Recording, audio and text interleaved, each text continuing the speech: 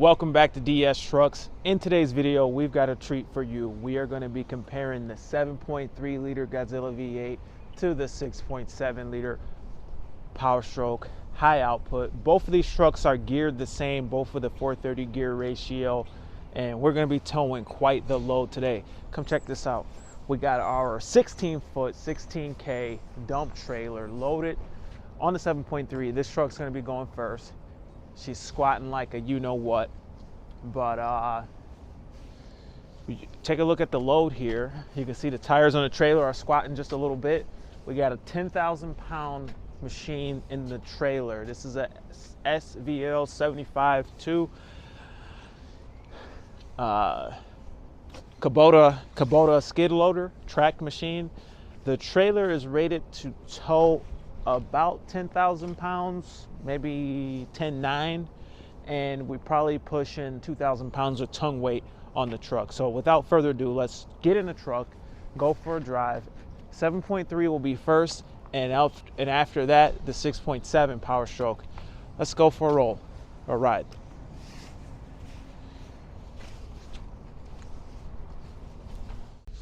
All right, guys, so we're headed out here with the dump trailer with the Kubota skid steer, and I'm gonna go ahead and reset the trip computer for trip and fuel right now. We're averaging 7.4 miles to the gallon with this truck, and I think that's a big question for a lot of people who are interested in these 7.3 liter Godzilla V8 trucks is, what is the MPG like? So we're gonna go ahead and back up out of here. Hopefully the trailer's still hooked up right, because what we do is we pull the brake pin for the emergency brake when we load this machine so that the trailer tires lock up, and if we don't remember to put that back, we'll be notified by that pretty quickly. But a lot of people are interested in the MPG of the 7.3 liter Godzilla, and I'm kind of curious too. Like, we just reset it. We're going to take this thing for a little bit of a drive. We'll go the same route on both drives, and we'll see what kind of the difference is with the 6.7 and the 7.3.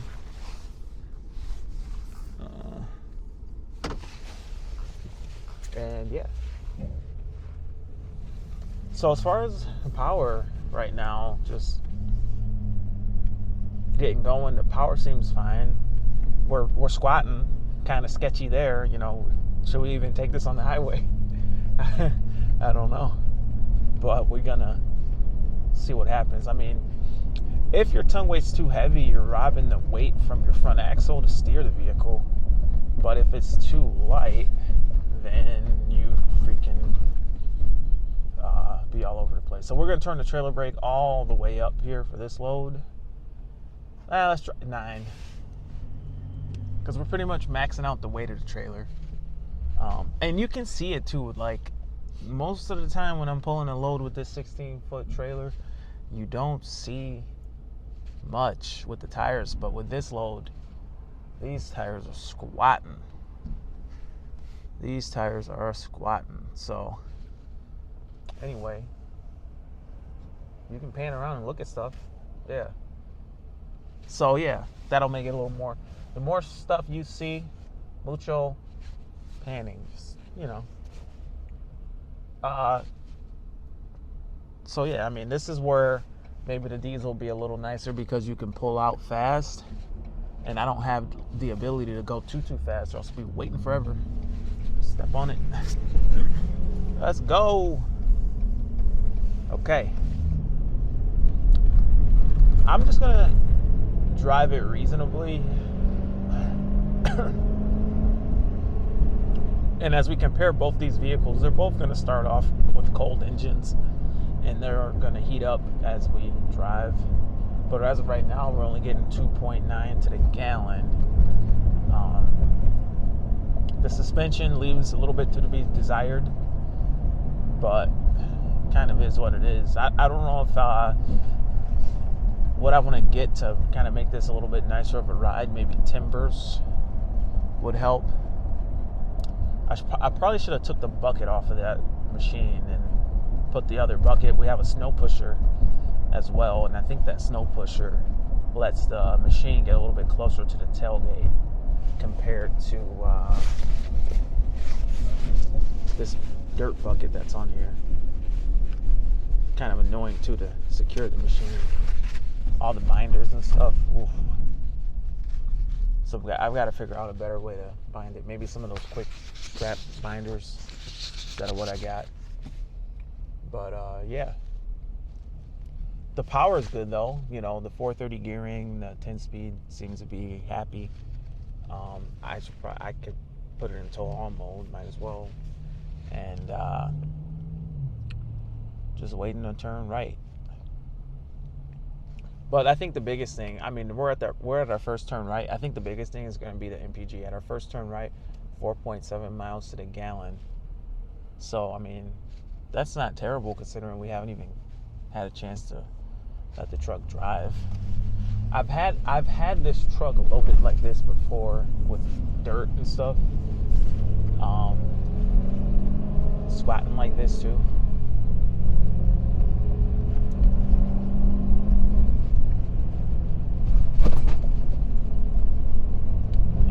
And it's crazy because as much as this truck is squatting, we're just touching our overload springs.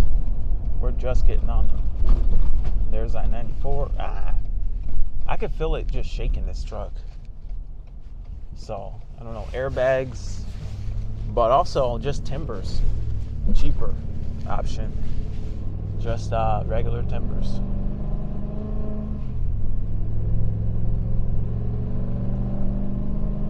Can hear that 7.3 working.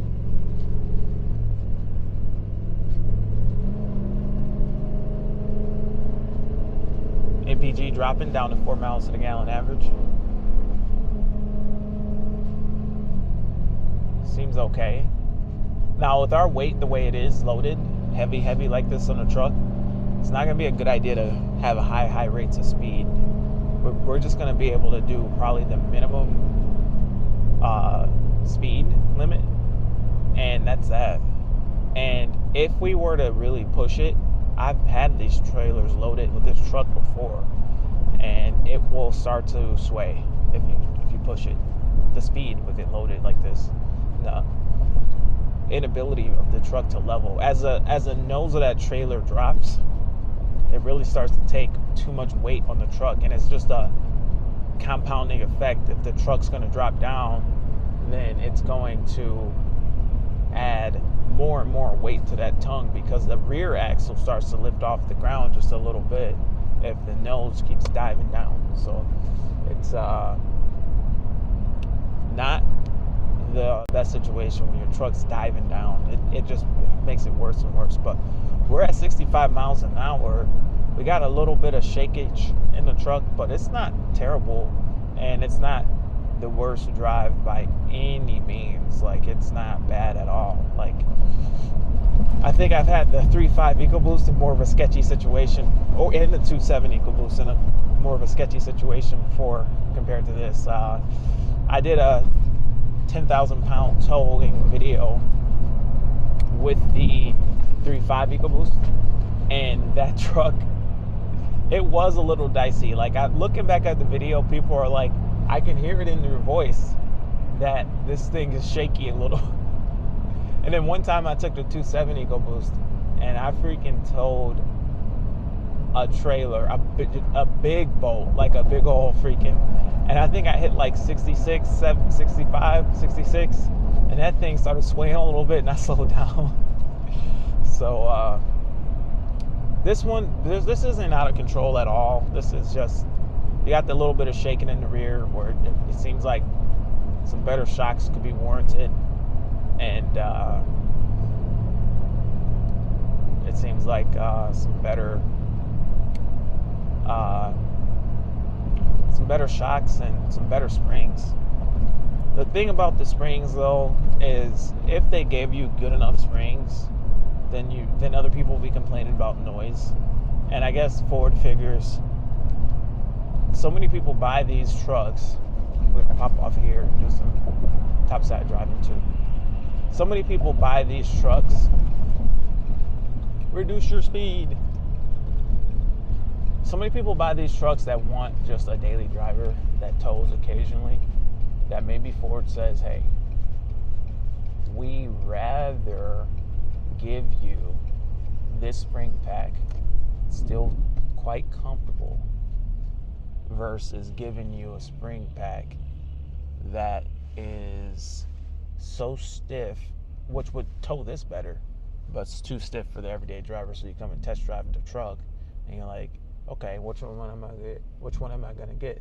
The Dodge or the Ford? Well, the GM or the Ford? Well, the GM drives smoother if you drive it. I kind of like how the GM drives if it has softer springs in the back. So kind of interesting.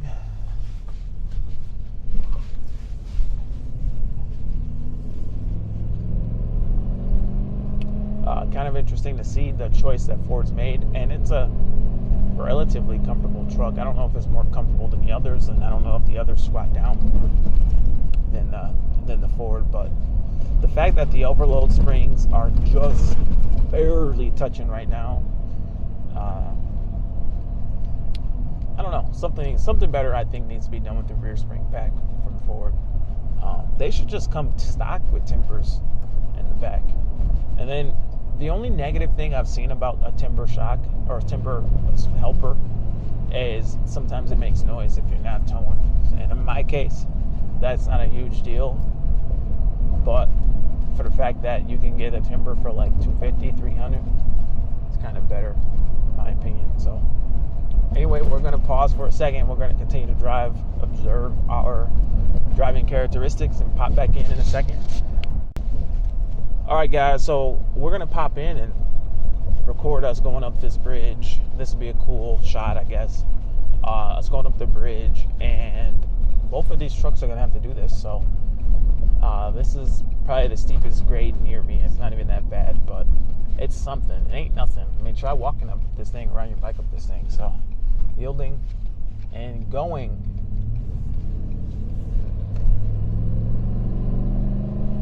7.3, it's getting the job done. Up we go.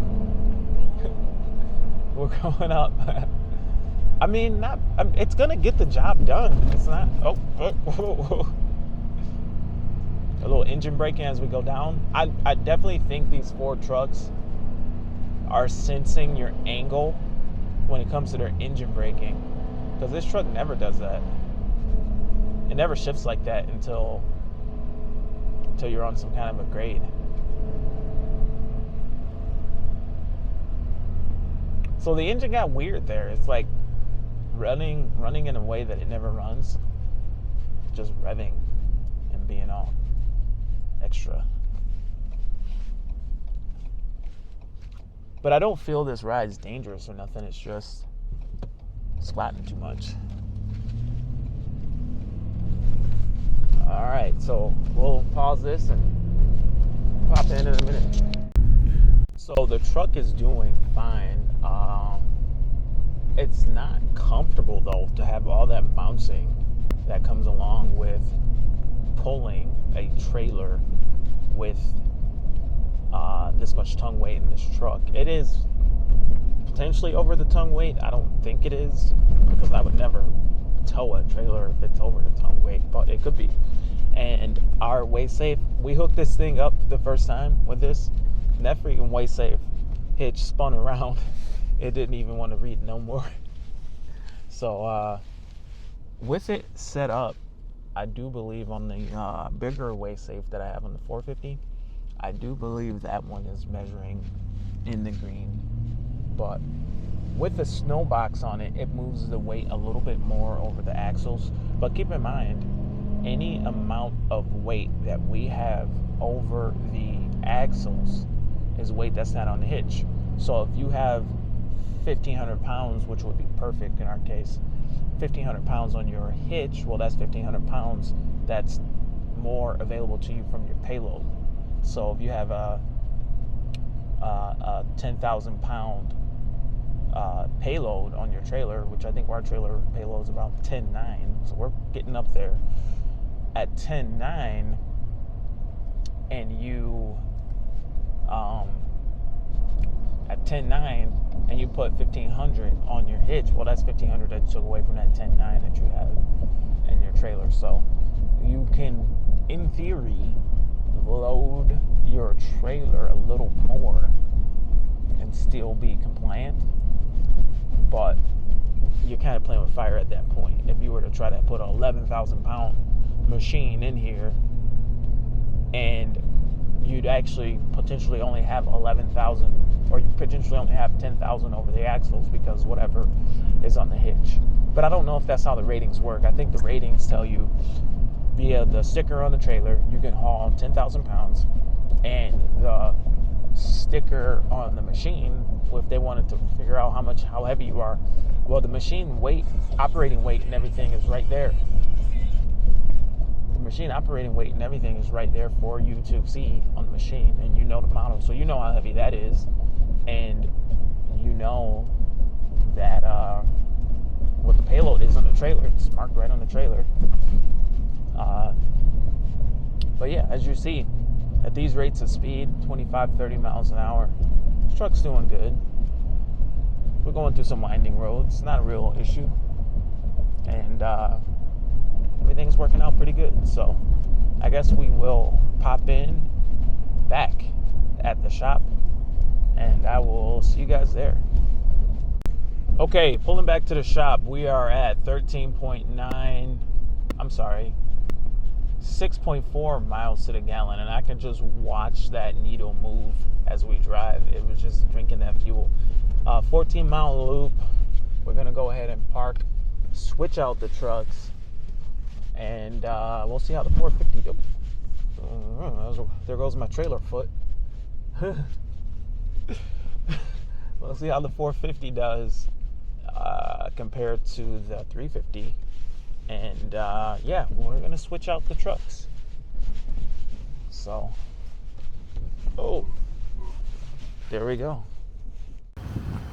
Okay, so we're switching out the trucks now, and what I can say after this ride, it was confident enough. It wasn't unsafe or sliding or anything like that. Granted, conditions are dry. I think the front axle weight is okay. Keep in mind, we haven't unhooked it yet, so it's still got its weight on it. I can tell you that when I came up in here, my foot actually dragged the ground a little bit just coming up in this approach. So that's riding too low to the ground, really. But the actual trailer isn't too terribly unlevel. I mean, it's got a little rake to it. But let's go ahead and just back up before he takes that load off of there. And let's just take a full view, because in about 5-10 minutes, that 450 is going to be hooked up, and we're going to be able to compare the two. Maybe I'll even snap a photo so we can see that. But just jarring a little bit, and it wasn't that big a deal, but my back is sore, so it was just hurting my back. So let's go ahead and get this switched out. And if I just took this bucket off of here and then put this up in here, it'd be a better situation, because then I could actually, maybe I should have did that. I could have loaded this more closer to that 1,500 pound minimum in here, instead of going as much as I did.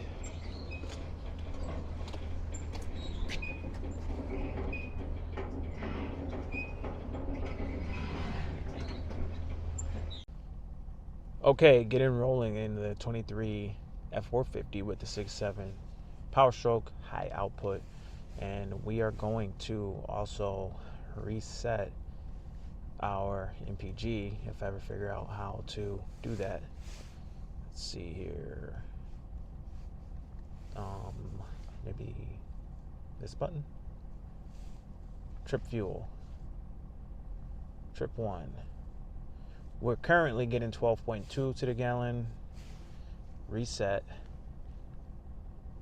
Let's see how this truck does. Same deal. We're gonna go ahead and reverse the whole way out of here. So hopefully,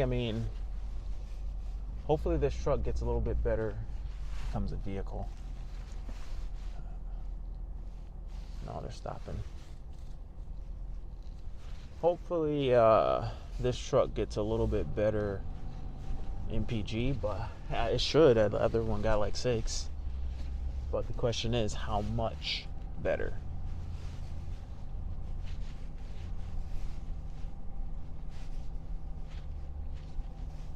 Boom!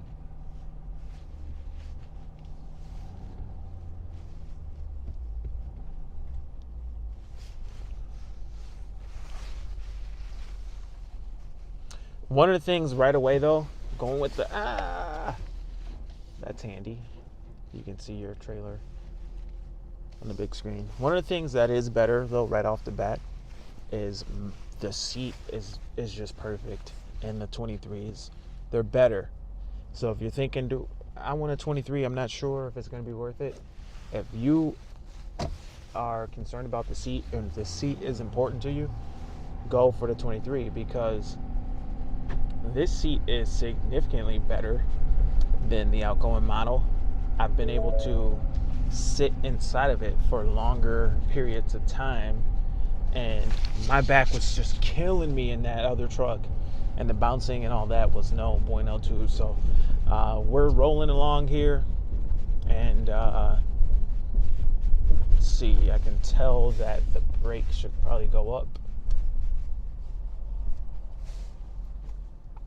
Turn it to 6.5, turn it to 7.5 now, and the brakes are working.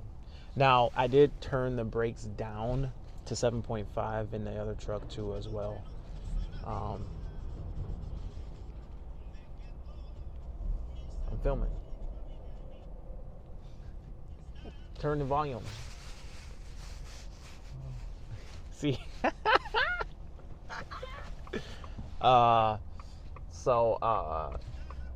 Let's see how it pulls. Pulling out 4.2 to the gallon so far, but we ain't gone nowhere. So what does that mean? As far as the pulling, I mean, not that big of a difference, honestly. I mean, obviously the 6.7 is, more powerful, but for these weights, the 7.3 still got it done. Now, I'm not speeding. I'm sure if I wanted to speed, then I could go a lot faster than this. But really, so far, for this weight, for the 10,000 pound weight, it's not that big a difference on the motor, to be completely honest. As far as the power, I just feel this suspension is great. So if it was a 350 dually, dang, they'd probably be right there. Keep in mind though, a 6.7 PowerStroke is going to give you like 600 to 700 pounds more ballast weight over your front axle, which helps. But aside from that, the power for this weight, granted, yeah, the 6.7 is going to be better, but it's going to have to do it for the MPG. So just this pull here, 6.3, and on this pull, I believe the 7.3 at this first turn was at 4 miles to the gallon. So we'll see how it goes. Sitting at a light though, keep this in mind. Your 6.7 is going to idle more efficiently than your 7.3 because it's direct injected. It doesn't need as much fuel just to keep the motor running at an idle.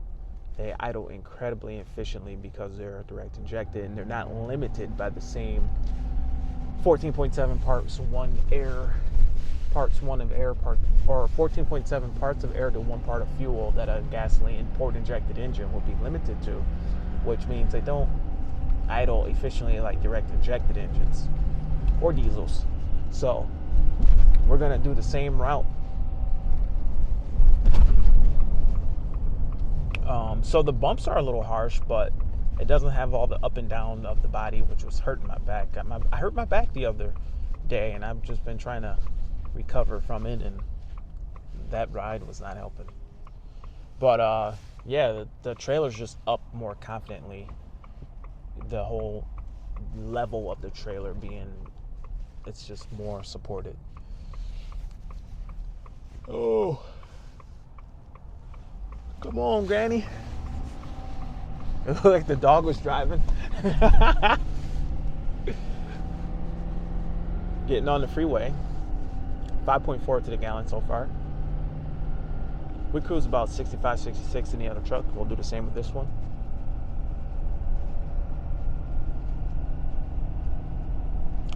Just more confident in the suspension. Starting to feel that extra power, that difference between the two engines.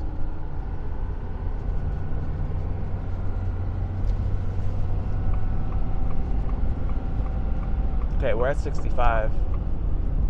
Got up to speed pretty good, 4.8 miles to the gallon. I think the reason that these engines feel kind of similar is the fact that the gearing on these, 430 gearing, I think if they were geared to like a 355, then the 6.7 would probably blow the 7.3 out of the water.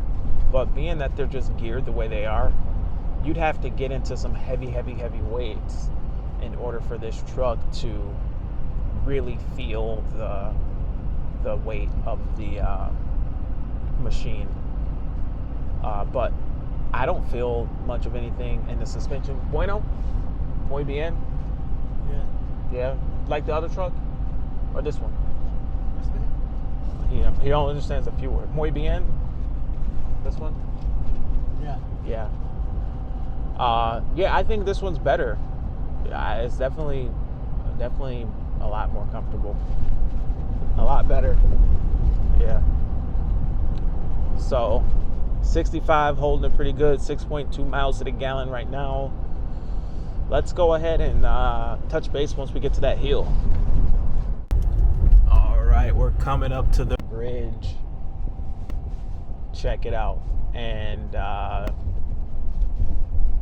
guess we'll see how it does going up that thing. But so far, I can tell you this ride is so much better. My back is not even hurting. It feels fine. And we're going up. Here we go. There's a bird. Okay, he's clear. Up we go.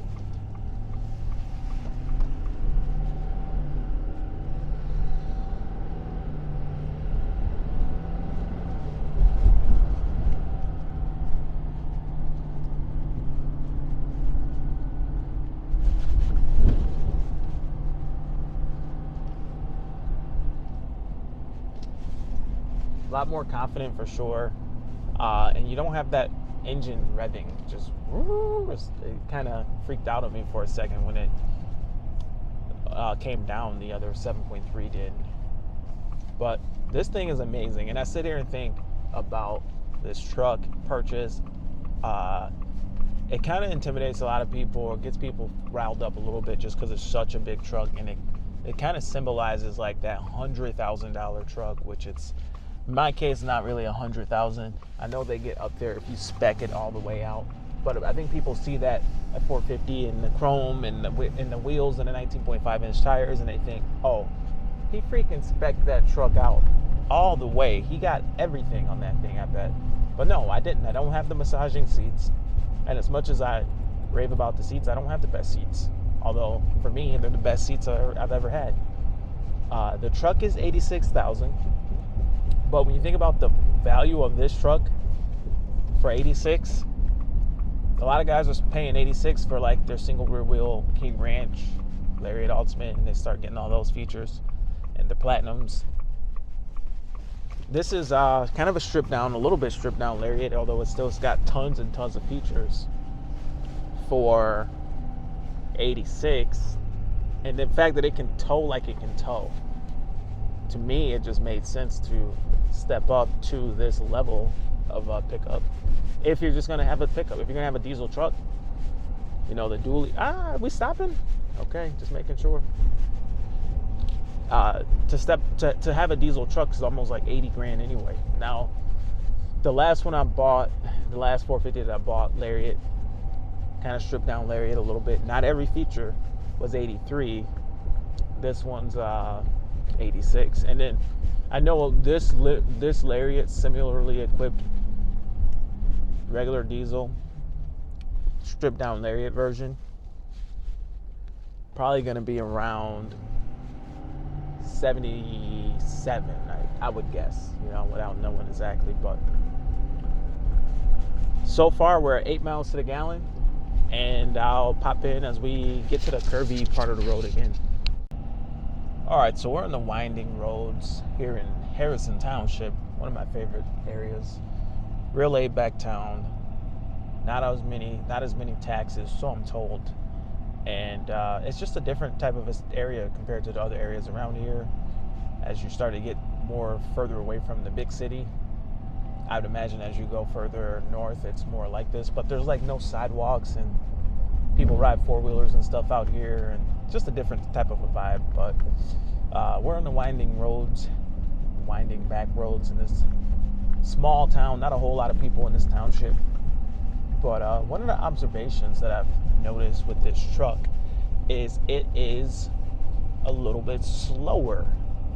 I mean, we've got a slower revving engine compared to the 7.3. This thing does not rev as high. It doesn't have as much RPM. It's not as fast as a revving engine. It has a lot more power and torque. Not that much more horsepower, though. I think we're pumping 500 horsepower, and we are pumping like 1,200 foot-pounds of torque. So the horsepower is relatively close to what the 7.3 is. But when you're getting this thing going at a 430 gear, which is a slower gear, like for the same engine speed, a 430 gear is one of the slower gears compared to a 3.55. For the same engine speed, you'd be traversing the ground faster with a 3.55 or a 3.31 than you would be in a 430. But a 430 gear would have more torque. So we're not flying through, we're not having high rates of speed and flying, but we are having high torque, and the truck's not working that hard. So I feel in driving this right back to back to the 7.3 with the 430 gear ratio, I feel that just driving it, the 7.3 feels a little bit quicker. That being said, if I were to step on it and try to accelerate and race either trucks, obviously the 6.7 would accelerate faster, or would probably win in the race compared to the 7.3 with this load, because we just have the torque. But in order to really get the feel of the speed, and that's one of the sacrifices you get when you go for F450, is you sacrifice a little bit of the feel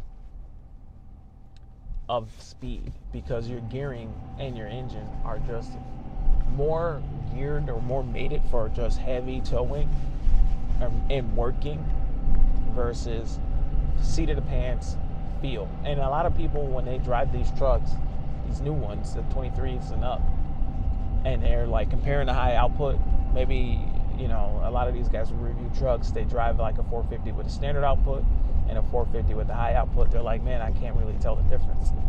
Whereas they drive a F350 single rear wheel, and you can actually feel the difference of the high output versus standard output. Apparently a lot more, I don't know. But this is a lot more confident. We're at 8.3 miles to the gallon as we sit now. My back is thanking me. I feel that this is something that I could hook up to and tow with this truck all the time, every day. And I feel that suspension on the 350 needs a little modification. It might help, and it's still, I don't know if it can actually get to this level of quality in that truck. But we're going to touch base when we get back to the shop, and we'll go ahead and see what kind of mileage this gets compared. See you guys there. All right, we're getting close. We're at 13.9 miles, 8.4 miles to the gallon, 27-minute drive, same loop as the 7.3. We're getting roughly 2 miles per gallon more on that quick loop, quick half-hour drive. Yeah, I mean, the overall truck is better. The engine at 8.4 miles more, or 2 miles more per gallon, 2.5 miles more per gallon. It's why a lot of people buy gas, because that 2 extra miles per gallon is going to be offset by the maintenance and cost and the fuel and the filters and all that stuff involved with owning a diesel engine. So yeah, I mean, the 7.3 liter gas engine makes a ton of sense. It has good power, and it makes sense 100%. But you know, there's the only justification for the diesel engine is it's more fun. That's pretty much it. Other than that, it's not necesito, but it is more fun. So anyway, let's get out of here and do a full overview of our endeavors. Ooh. Oh, see.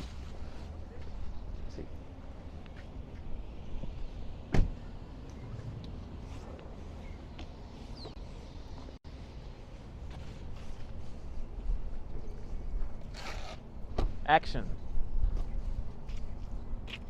So yeah, that's it. I mean, this truck freaking awesome, man. It's definitely a significantly better experience pulling with this. I did rise this up since the last time I pulled it 1 notch. That helped a lot. This thing's sitting super level. The truck looks happy. I'm impressed. I mean, I feel very confident in the way this drives. I'm not touching my overload springs at all. Put 2 tons of material in there, maybe then I'll be touching. Did perform well. It did a good job. So comment below. I hope to hear from you. My name is Sean. This is DS Trucks. Usually I'm behind the camera, but we got a cameraman today, so now I can be in front of the camera a little bit today. So we got a lot of work to do. We got to unhook all this and put it all back inside. So see you guys in the next video.